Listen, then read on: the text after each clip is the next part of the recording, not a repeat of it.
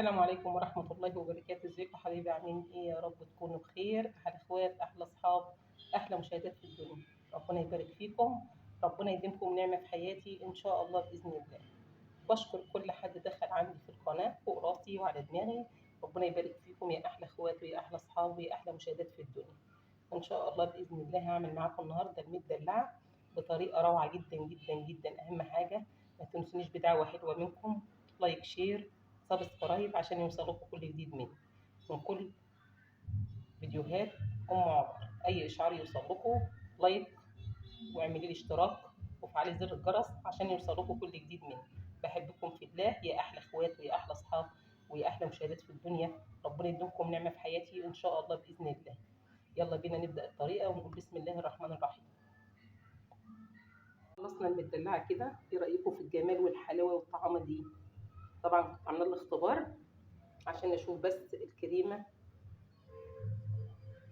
والتقفيل بتاعنا والتجليس بتاعنا اللي بره ان هي كلها طلعت كلها زي بعضها بالشكل اللي انتوا شفتوه ده. يلا نقطع معاكم خرطه واوريكم من جوه. هنبدا الاول نقطعها كده في النص، وبعدين من هنا كده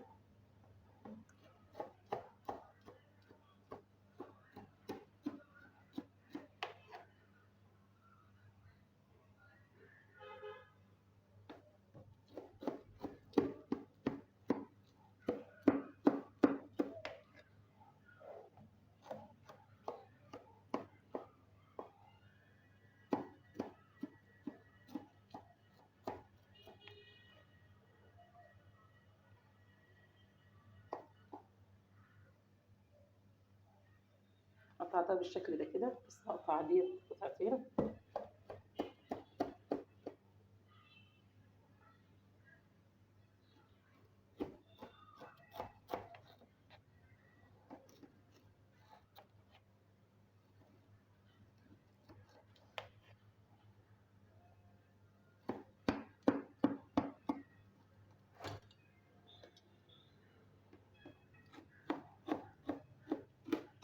ما شاء الله سامعين صوت القرمشه من جوه؟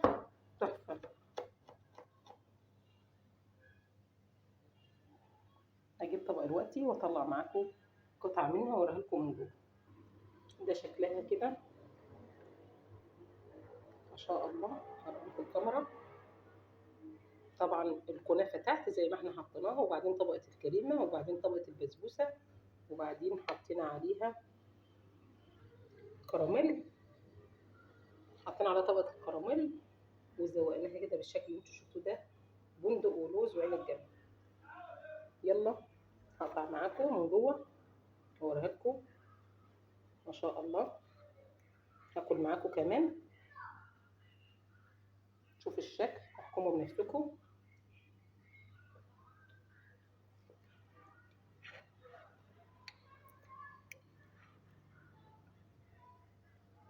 تحفه ما شاء الله، تحفه.